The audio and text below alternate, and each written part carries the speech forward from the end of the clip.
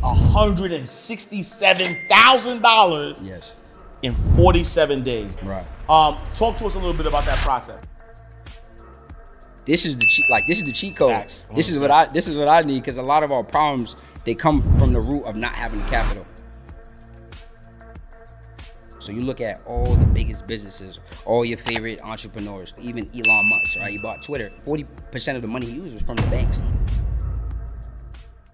You were able to obtain $167,000 Yes. in 47 days. There's people out here who don't make that in a year, right? Right. Talk to us a little bit about that process. Absolutely. So what I did was, essentially, I went to a conference, and I was in the nightlife, right? So pandemic came and shut down, right? Yeah. So I had to kind of figure out a plan, had to pivot. So I went to a conference out here in Georgia, and a lot of people talking about credit, trucking, Airbnb, all types of things. So I'm a networker. I get in rooms. I like to meet people. So I met one of my good friends, Mel, and we had just started exchanging value after that event. He was showing me the credit game, and then I was showing him what I was doing at the time, marketing. So in learning this, I realized, like, this is the cheat code. Facts. This is what I need, because a lot of our problems, they come from the root of not having the capital. Mm-hmm. So, I improved my credit. I went out, I built my credit, and that's something I tell people: if you don't have credit, you can build it in as little as 30 days, literally.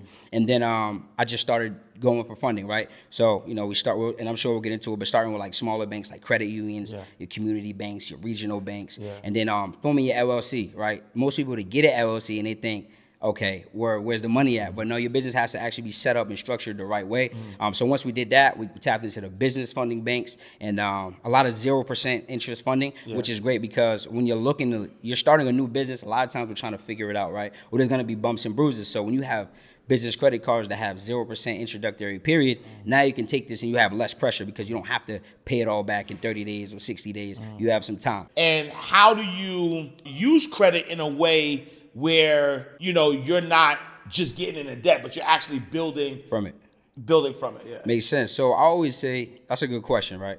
So I like to give examples, right? I say success leaves clues. So you look at all the biggest businesses, all your favorite entrepreneurs, they all using debt. We talk about even Elon Musk, right? He bought Twitter. 40% of the money he used was from the banks, right? You talk about Wells Fargo, you talk about Walmart. All these businesses started from leveraging debt. So there's good debt and there's bad debt. But when you use debt that's on the business side, it's a great thing, because one, it doesn't report to the personal side. So you don't have to worry about your DTI, being out of whack or being too high.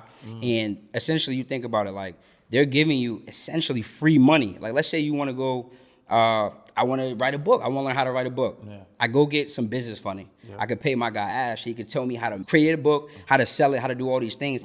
And I have 12 months before any interest starts accruing. And I tell people, when you get funding, first thing you should do is go get what I like to call the fast pass. So you find a mentor. It's a lot easier route. I like to compare it to having like a GPS, right? If I said I want to know how to sell, why am I gonna try to sell books on my own if I don't know what I'm doing? I've never done it. I don't have family who's done it. I don't have friends who've done it. So the key is, when you get this funding, make sure you have a plan. That's first and foremost. I would say anybody who's looking to invest in themselves, they're looking to start a side hustle or main hustle, whatever it may be, you definitely should go get your LLC set up, right, so that your business is operating how a business needs to operate. So even if you're in a 9-to-5 or you're working a couple jobs, 100% you should go get your business set up so that you can have funding to be able to put whatever you're looking to do for your side hustle in a good position to win, right? Because, again, when we talk about stats, right, we talked about 82% of small businesses are going to fail.